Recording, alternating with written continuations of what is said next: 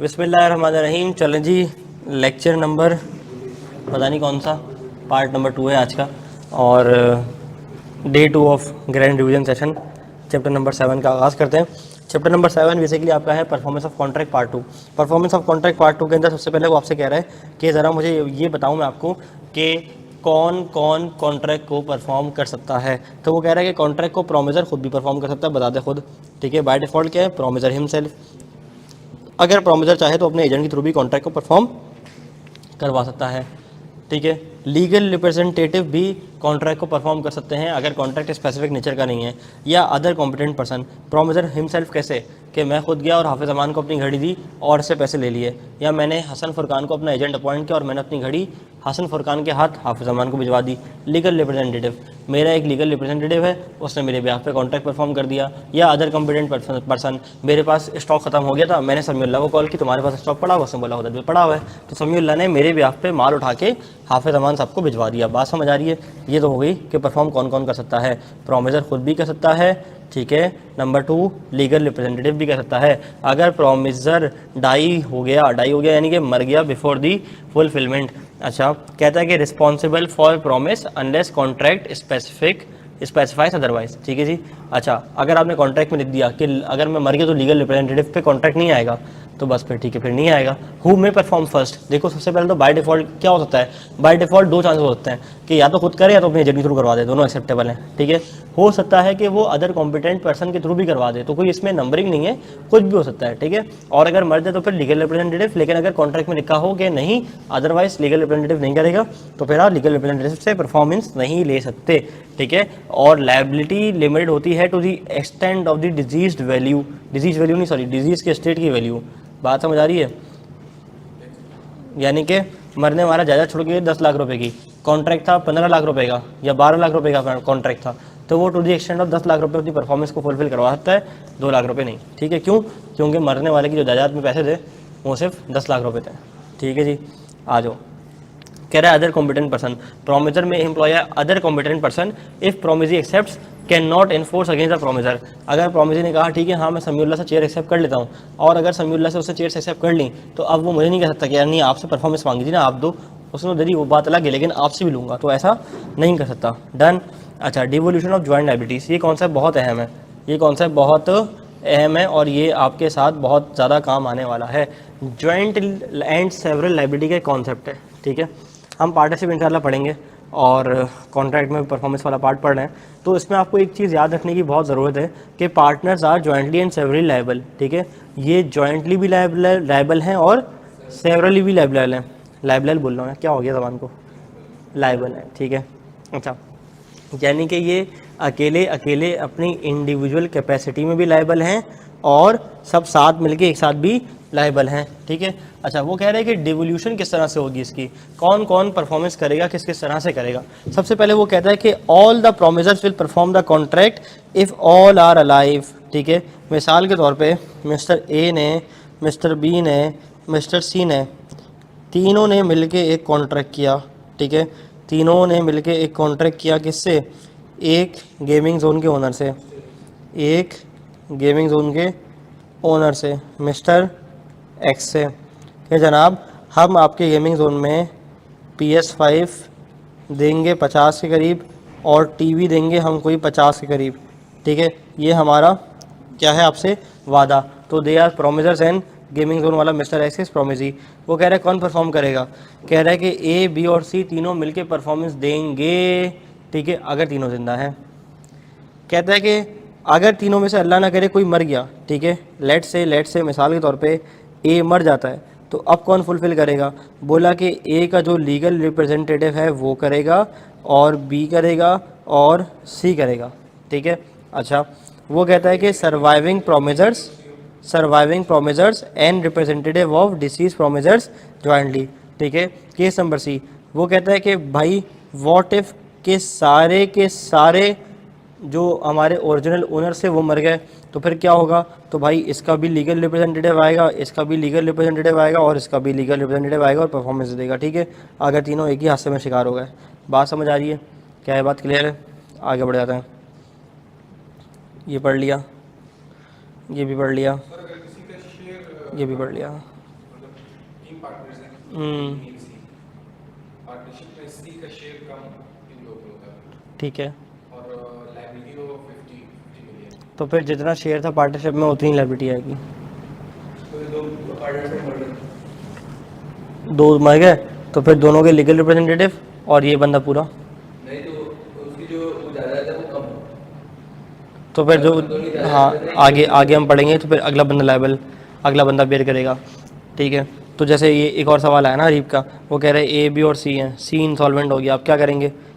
तो ए और B bear करेंगे। ठीक है, चलो। Joint and several liability.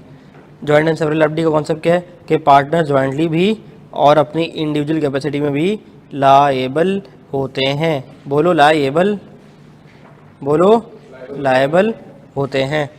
चलो। Promisee can compel any one or more promisers to perform the whole promise. ठीक है, यानी कि ए बी सी अगर प्रोमिजर्स थे और एक्स और वाई अगर प्रोमिजीज थे, तो कह रहा है कि प्रोमिजी कैन कंपेल एनी वन, इससे भी परफॉर्मेंस ले सकता है, इससे भी ले सकता है, इससे भी ले सकता है। ठीक है, प्रोमिजी कैन कंपेल एनी वन। ठीक है, किससे ले सकते हैं? किसी भी एक से ले सकते हैं। बात समझ आ रही है? डन।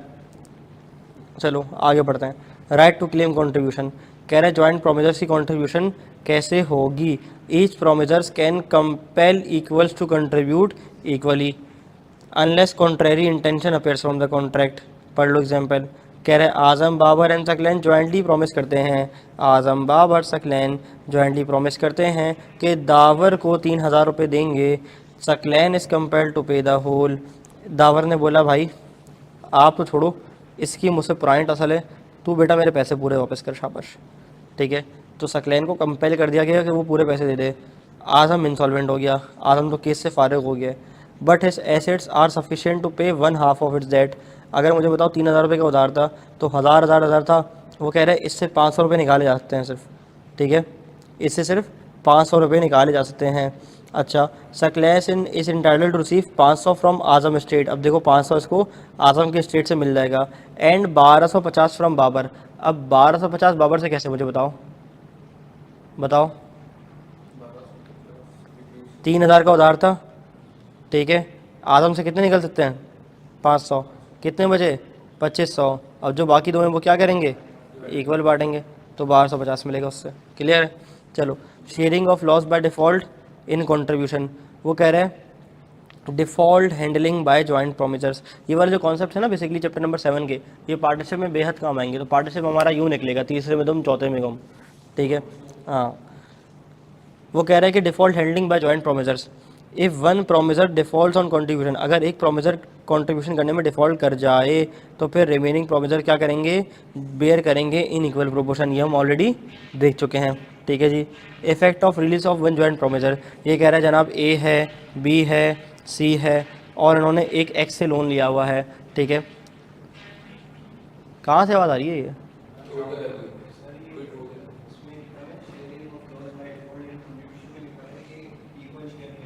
हम्म,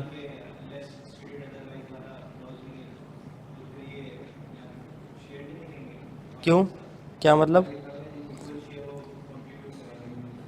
कह रहा है कि Azam Babar and Saqlain are under joint promise to pay Dawar 3,000। Saqlain unable to pay anything. Azam Babar Saqlain, हज़ार हज़ार हज़ार, यही बंदा था ना इनका। सकलेन से कुछ नहीं आ सकता। अब क्या है? अब 3,000 रुपये इन दोनों ने मिलकर पे करना है। ठीक है, तो ये दोनों आते थे पे करेंगे। Effect of release of one joint promisor. कह रहे जनाब ए है, बी है, सी है। ए बी सी ने मिलके मिस्टर एक्स से लोन ले लिया। मिस्टर एक्स ने कहा यार आप दोनों तो बहुत अच्छे हो, आप दोनों को मैं कुछ नहीं कहता, इसको मैं नहीं छोड़ूंगा, तू देख, अब तू देख, इससे सारे पैसे निकलवा लिए। ठीक है, अगर इससे सारे पैसे निकलवा लिए तो मुझे एक बात बताओ, क्या ये जो ए और बी हैं क्या ये बरी उज़्ज़िमा हो गए? नहीं, सी की नज़र में बरी उज़्ज़िमा हो गए। सी चाहे तो सू करे सिर्फ, एक्स चाहे तो सू करे सिर्फ सी को, ए और बी को ना करे। लेकिन ये जॉइंटली एंड सेवरली लायबल हैं, यानी कि आपस में भी एक दूसरे को लायबल हैं। तो अगर सारा का सारा अमाउंट सी ने पे कर दिया है तो इनको चाहिए कि इंसानियत के तकाजे को मलूज़े खातिर रख के सी को कम्पनसेट कर दें। बात समझ आ रही है? ओके। अब कुछ रूल्स आ रहे हैं regarding joint promisers and joint promisees. ठीक है, ये किताब में आप कैसे नहीं लिखे हुए, लेकिन चूंकि हम कल से कोशिश कर रहे हैं कि टेबल बना बना के कुछ आप लोगों की ज़िंदगी आसान कर सकें, तो इसी के लिए मैं आपकी ज़िंदगी यहाँ पे आसान करने आ गया हूँ इंशाल्लाह। ठीक है, ओके। परफॉर्मेंस वाले क्वेश्चन में सबसे बड़ा चैलेंज क्या आता है? परफॉर्मेंस वाले क्वेश्चंस में सबसे बड़ा चैलेंज ये आता है कि 2 या 2 से ज़्यादा प्रोमिसर्स होते हैं, 2 या 2 से ज़्यादा प्रोमिसीज होते हैं, तो समझ नहीं आता कि कॉन्ट्रैक्ट कौन परफॉर्म करेगा। जैसे लेट से मिसाल के तौर पे यहाँ है मिस्टर ए है, ठीक है, मिस्टर बी है, मिस्टर सी है, ये प्रोमिसर्स हैं, ये एक्स और वाई हैं, ये प्रोमिसीज हैं। अब कॉन्ट्रैक्ट कौन परफॉर्म करेगा? क्या ए करेगा, क्या बी करेगा, क्या सी करेगा, या दोनों करेंगे, तीनों करेंगे? और परफॉर्मेंस किसको देंगे? क्या एक्स को देंगे या वाई को देंगे या दोनों को देंगे? और अगर दूसरा रुख देखूं तो चलो मिसाल के तौर पे पैसों की मिसाल ले लेते हैं ना, वो आसानी से समझ आएगी। 10,000 रुपये का उधार लिया हुआ है ए बी सी ने एक्स वाई से। अब ये 10,000 रुपये का उधार की जो परफॉर्मेंस है, यानी कि जो देना है, चाहे एक्चुअल हो चाहे एडेंटेड हो, ये कौन देगा? ए देगा, बी देगा, सी देगा। अच्छा, फिर एक्स को देंगे या वाई को देंगे? और अगर दूसरे रुख से देखूं तो ये 10,000 रुपये कौन मांगेगा? एक्स मांगेगा या वाई मांगेगा या दोनों मांगेंगे? मांगेंगे किससे? ए से मांगेंगे, बी से मांगेंगे, सी से मांगेंगे? अब तुम लोगों को तो आंसर पता है, मुझसे पढ़े हो तुम लोग, ठीक है, लेकिन जिन्होंने नहीं पढ़ा वो बड़ा ना कंफ्यूज हो जाएंगे इसमें, क्योंकि उनकी केस स्टडी गलत ही इस वजह से होगी क्योंकि ये रूल याद नहीं होंगे। अगर रूल याद कर लोगे ना, केस ना यूँ निकलेगा, ऐसे ऐसे निकलेगा। ठीक है, चलो आओ। कह रहे further rules regarding joint promisers and joint promisees. ठीक है, ये आपकी किताब में ऐसे नहीं लिखा हुआ, अगेन रिपीट कर रहा हूँ, ये आपने कॉपी कर लेना है या स्क्रीनशॉट ले लेना है, ठीक है, और इसको याद कर लेना है। अच्छा, सबसे पहली चीज़ क्या आ रही है? सबसे पहली चीज़ मेरे पास आ रही है जनाब इसके अंदर के अरे भाई साहब, हाँ, सबसे पहली चीज़ जनाब इसमें आ रही है हु कैन परफॉर्म। परफॉर्मेंस कौन देगा? परफॉर्मेंस कौन देगा? तो याद रखो, जो परफॉर्मेंस देने वाली चीज़ है ना, तो परफॉर्मेंस सारे प्रोमिसर्स मिलके देंगे, यानी कि हमारे केस में ए बी सी है ना, तो ए बी सी तीनों मिलके परफॉर्मेंस देंगे। फिर अगला सवाल आ रहा है कि परफॉर्मेंस किसको दी जाएगी? तो परफॉर्मेंस किसी को भी दी जाती है। हाँ भाई शकूर भाई, दुकान पे दोनों भाई बैठे हो? नहीं यार, छोटा नहीं है, मैं बैठा हूँ। चलो ठीक है, मैं माल देने के लिए आ रहा हूँ। तो दोनों का होना ज़रूरी नहीं है, दोनों का होना ज़रूरी नहीं है, किसी भी एक को परफॉर्मेंस दी जा सकती है। ये क्लियर है? चलो, हु कैन डिमांड, यार पैसे दे दो यार माल भिजवा दो यार। हु कैन डिमांड, दोनों मिल के बोलेंगे, दोनों मिल के डिमांड करेंगे। All the promisers will demand. Whom to demand, किसी को भी पकड़ा जा सकता है, either or all the promisers. Done. अच्छा, गोल्डन रूल टू रिमेंबर क्या है? अगर इसको किसी को याद नहीं हो रहा तो याद रखो, subject can not be separated but object can be separated. इस पर हमने बड़ी लंबी डिस्कशन की रेगुलर क्लास में। अब तो चूंकि इतना टाइम नहीं डिस्कशन करने का, तो मैं समराइज करता हूँ अपनी बात को। मैंने कहा गोल्डन रूल ये है कि सब्जेक्ट सेपरेट नहीं हो सकता, ऑब्जेक्ट सेपरेट हो सकता है। सब्जेक्ट क्या है? सब्जेक्ट याद रखो, एक्शन करने वाला, फर्स्ट मूव देने वाला, फर्स्ट मूव लेने वाला। अगर मैं यूँ बोलूँ कि फर्स्ट मूव यहाँ पे कौन दे रहा है, लेट से परफॉर्मेंस देने की बात हो रही है, तो सब्जेक्ट सेपरेट नहीं हो सकता।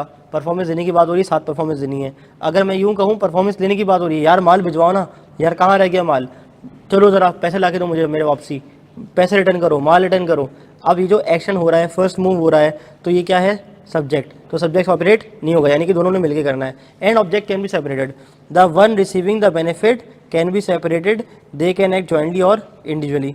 किसी को समझ आ रहा तो अच्छी बात है, नहीं समझ आता, मुश्किल लगता है, कोई मुश्किल वाली बात नहीं है। आपने ये चीज़ को अपने जहन में हिफ्ज़ कर लेना है इंशाल्लाह, ठीक है?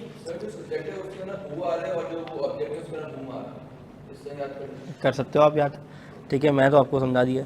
चलो जी, अच्छा, इसकी फर्दर मिसालें देख लो। ये बनी हुई इलस्ट्रेशन मैं इससे और रिपीट कर देता हूँ। ये ए बी और सी कौन है? जॉइंट प्रोमिसर्स। एक्स और वाई कौन है? प्रोमिसीज। 50 PS5, 50 TCL के 42 इंच वाले LED TV की बात हो रही है, ठीक है? Case number 1, who can perform. A B और सी ने मिलकर परफॉर्म करना है। परफॉर्मेंस किसको देनी है? एक्स को या वाई को या दोनों को दे सकते हो, ठीक है? हु कैन डिमांड, कौन डिमांड करेगा? दोनों मिलकर डिमांड करेंगे। परफॉर्मेंस किससे लेनी है? ए बी सी या किसी से भी। डन। यही चीज़ यहाँ पे रिपीट हो रही है, ठीक है, और ये चीज़ यहाँ रिपीट हो रही है। चलो बता दो, एग्जांपल कर लो। A B C decided to supply gaming chairs to mister D and mister E for the inauguration of gaming zone. Question, who will supply this gaming chair? लिख के बताओ। हाँ, कौन सप्लाई करेगा?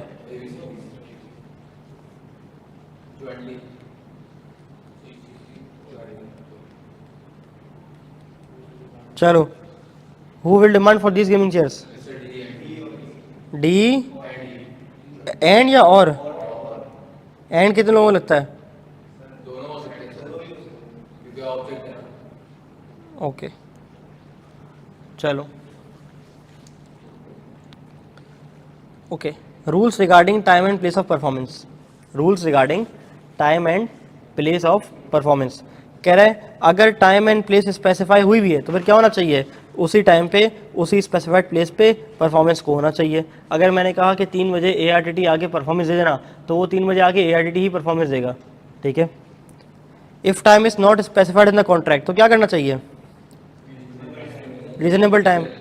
अक्लमंदी का तकाजा तो यही कि पूछ लेना चाहिए भाई किस टाइम ला के दूँ, ठीक है, या किस जगह ला के दूँ, बात समझ आ रही है? वरना फिर रीजनेबल टाइम या बिजनेस आवर्स डिपेंड करता है। If place is not specified तो फिर क्या करना चाहिए?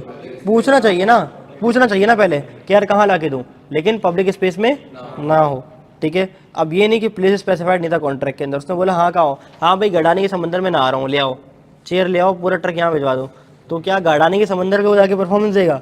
नहीं देगा ना, बात समझ आ रही है? अब ऐसा थोड़ी है कि वो गडानी समंदर पे नहा रहा है और वो बोले यार नहीं मैं तो बोला था ला के दो, आपने नहीं लिया, आपने ब्रीच ऑफ कॉन्ट्रैक्ट कर लिया, क्या वो लायबल होगा? नहीं, क्यों? क्योंकि पब्लिक प्लेस था। Done. Time and place is specified in the contract तो उसी टाइम पे करना होगा। टाइम इज नॉट स्पेसिफाइड तो भाई फिर with in a reasonable time and on a working day करना होगा। रीजनेबल टाइम भी होना चाहिए और वर्किंग डे भी होना चाहिए। रीजनेबल टाइम डिपेंड करता है ईच पर्टिकुलर केस पे। पढ़ लो एग्जाम्पल एक।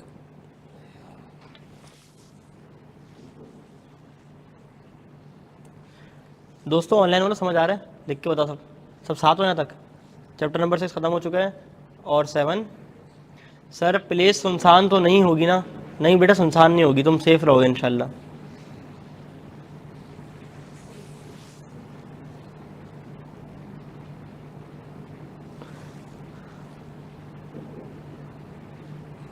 जी बिल्कुल ऐसा ही है।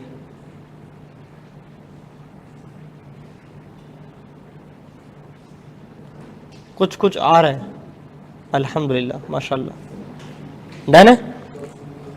चलो, अगर प्लेस स्पेसिफाइड नहीं है तो promisor must ask for confirmation of the delivery place. Promise specify करेगा प्रॉपर प्लेस, जैसा कि वेयर हाउस, पब्लिक स्पेस नहीं होगा। बुशरा सीन हारू, अच्छा समझ आ रहा है, चलो ग्रेट। और प्रॉपर प्लेस डिपेंड करता है ईच पर्टिकुलर केस में। डन है? किसी को कोई मुश्किल? तुम लोगों के लिए मैं ये काम भी कर दूंगा आज इंशाल्लाह, जब हमारी वर्कशॉप खत्म हो जाएगी ना तो मैं इस पूरे का PDF, ये पता है कितने पेजेस का बनेगा?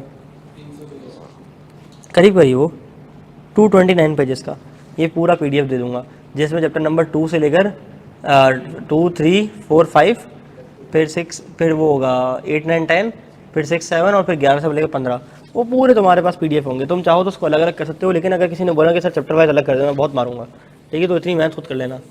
हाँ कर दें तो अलग अलग कर लो उसको खुद ही, नहीं कर सकते? स्प्लिट नहीं कर सकते फाइल को? इतना नहीं आता? सर अगर एक परफॉर्मेंस डिमांड करे तो नई डिमांड साथ ही करनी है ना, ये तो आके सवाल करेगा आपसे। आपने बोला है नहीं भाई इनवैलिड डिमांड है इनकी, साथ डिमांड करनी है, ठीक है। बढ़ जाऊँ आगे। कह रहे हैं failure to perform at a fix time. देखो हो सकता है कि जो कॉन्ट्रैक्ट परफॉर्मेंस होना वो उस पर्टिकुलर टाइम पे जो फिक्स किया गया है उस पर ना हो पाए, ठीक है। समीउल्लाह क्या देख के मुस्कुरा रहे हो मोबाइल में? सर अहमद को देख के मुस्कुरा रहे हो?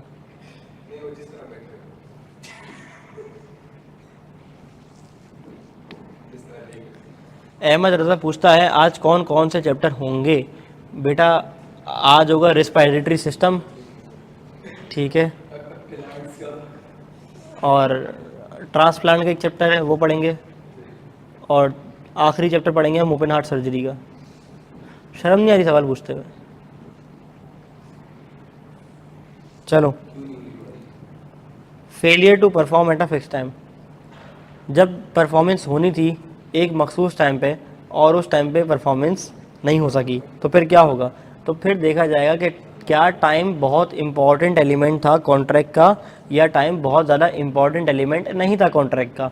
इसको लॉ की ज़बान में क्या कहते हैं कि टाइम एसेंस था या टाइम एसेंस नहीं था। अगर टाइम एसेंस था तो फिर contract will be voidable at the option of the aggrieved party.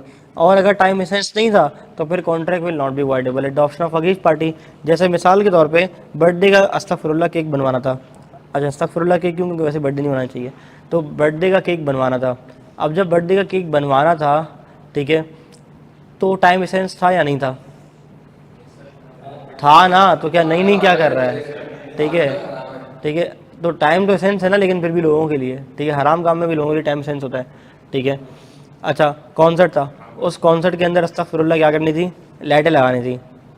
अब अगर उस कॉन्सर्ट में उस टाइम पे वो लाइट्स ना लग सकें, स्टेज सेट ना हो सके, तो क्या टाइम एसेंस था या नहीं था? था, बिल्कुल था। इसी तरह से एक्सपोर्ट ऑर्डर हो गया, कोई सेरेमनीज वगैरह हो गई, तो कह रहा है कि अगर कोई कॉन्ट्रैक्ट फेलियर हो गया, failure to perform at a fix time हो गया और टाइम एसेंस था, ठीक है, तो फिर क्या होगा? फिर ये होगा, कह रहा है contract become voidable at the option of the promisee. Promisee can sue for damages due to failure to perform on time. Damages के लिए सू भी किया जा सकता है। सर व्हाट इफ़ बर्थडे आज हो और वो पहले यानी यस्टरडे केक डिलीवरी करने की ऑफ़र दे, तो नहीं भाई, बासी हो जाएगा ना यार। तो टाइम एसेंस है ना, आपको उसी टाइम पे परफॉर्मेंस देनी है। टाइम एसेंस के अंदर ना मैं मंदी हाउस की बड़ी तारीफ़ करता हूँ कि वो टाइम एसेंस का बड़ा ख्याल रखता है। यानी कि जब जब भी मैंने उनको ऑर्डर दिया ना मंदी हाउस पे, डिलीवरी का ऑर्डर दिया, और मैं यूँ कहूँ कि यार 5:15 पहुँच जाए, तो 5:15 पहुँच जाता है, ठीक है। नहीं नहीं, मैंने बता दिया ना, यकीन कर लो, प्रूफ क्यों करूँ मैं तुम्हें, ठीक है। इसी तरह से ब्रॉडवे भी है। ब्रॉडवे से मुझे उम्मीद नहीं थी हालांकि, ठीक है, क्योंकि पिज़्ज़ा डिलीवरी में आगे पीछे हो जाता है, लेकिन उसमें लिखा हुआ था डिलीवरी टाइम 30 मिनट्स। तो घर के पास ही तो है हमारे, वहाँ पे है अभी भी या नहीं है? है ना, अभी भी है कॉन्टिनेंटल के सामने, हाँ। तो वहाँ से मैंने घर वालों के लिए ऑर्डर किया यहाँ बैठ के। 30 मिनट का टाइम आ रहा था, तकरीबन 23वें 24वें मिनट में पहुँच चुका था घर पे। तो सर आप सबकी फ्री प्रमोशन करते रहते हैं। नहीं यार, फ्री प्रमोशन नहीं कर रहा, मैं तो बता रहा हूँ कि यार जो अच्छा काम करता है उसकी तारीफ़ करनी चाहिए, ठीक है। चलो यार आ जाओ, देखो हम ना अचानक आता है, कहीं से भी आता है, बात समझ आ रही है? ओके। अच्छा सर, मटन रोस्ट की भी रिकमेंडेशन दे दें। यार मटन रोस्ट का नाम नहीं लो, मुझे ना पेशावर याद आता है। मैंने पेशावर जाना था पिछले साल ना, तो अब्दुल्ला मलिक है ना वो वाइटलिटी वाला, वो हमारा बड़ा अच्छा दोस्त है, तो उसने इवन रेस्टोरेंट भी बुक करवा लिया था पेशावर में मेरे लिए, और मैं नहीं जा सका इन टाइम पे। वो धरना हो गया डी चौक पे, हाँ, खिलजी रात वाला।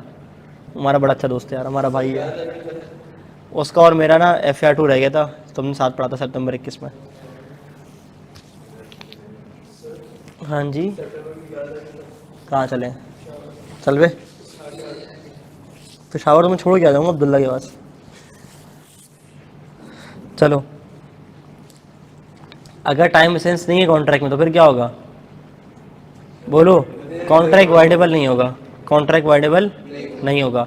मिसाल के तौर पे मैंने इसको यूँ कहा कि यार मुझे ना चेयर्स बेचने के लिए जो है वो चाहिए, अभी मेरा गेमिंग जोन खुलने वाला है, तो एक काम करूँ, उस गेमिंग जोन के बराबर में ना मेरा एक चेयर का स्टोर भी है, गेमिंग चेयर्स में उसके बराबर में बेचूँगा।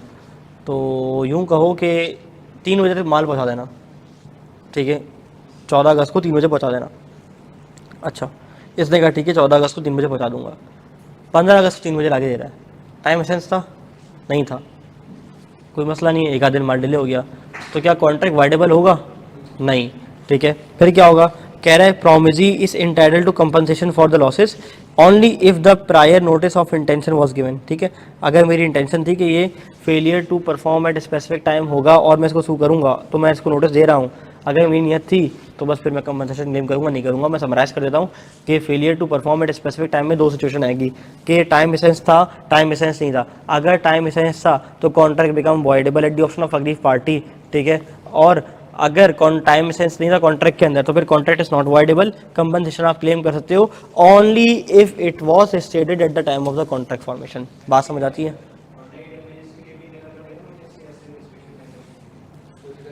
स्पेशल के लिए, क्योंकि ऑर्डर ही तो होता ही है, ऑर्डर ही तो होता ही है ना, लिखो ना लिखो। सर इस एग्जांपल को दोबारा बता दें, टाइम एसेंस किस तरह नहीं था?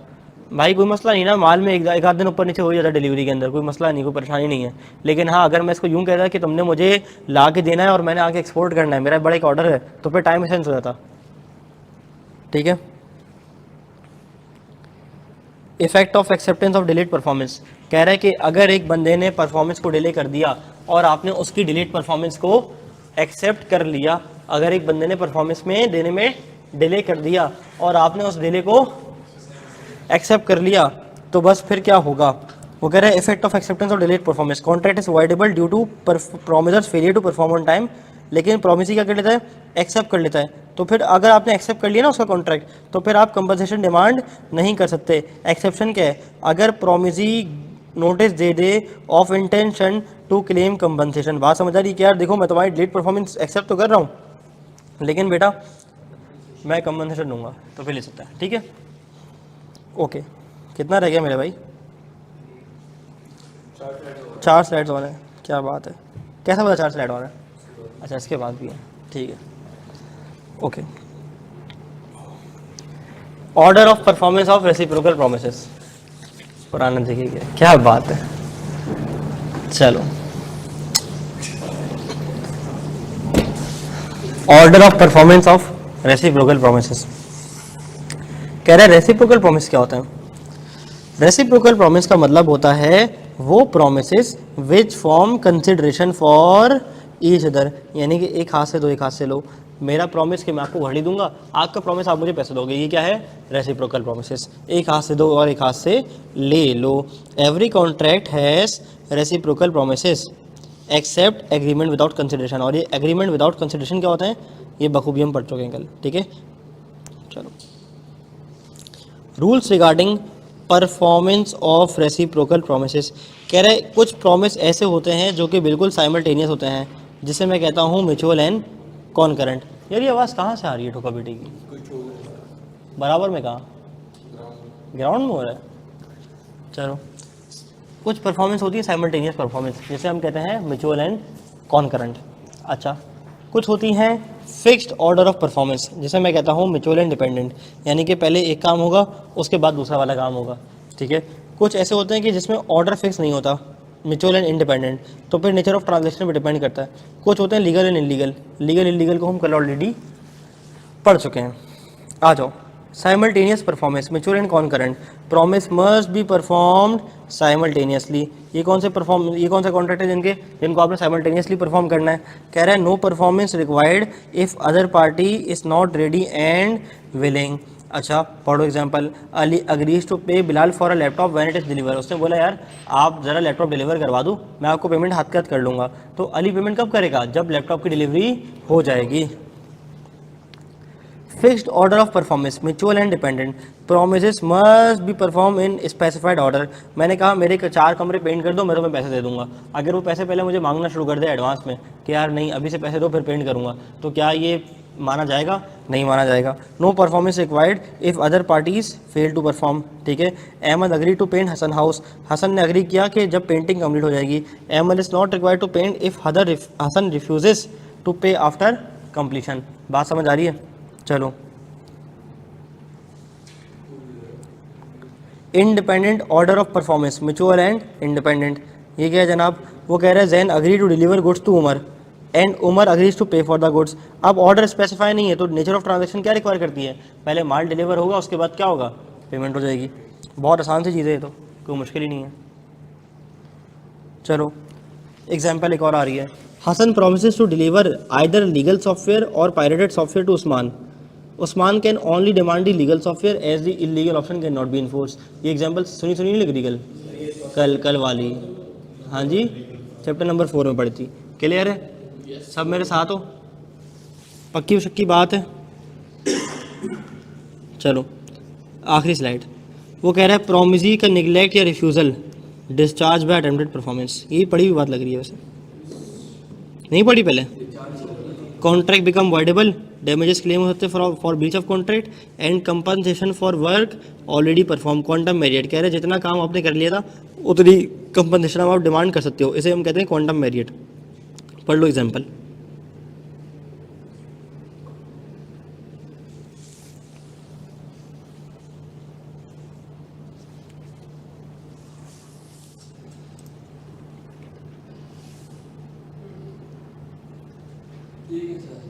डन सीन है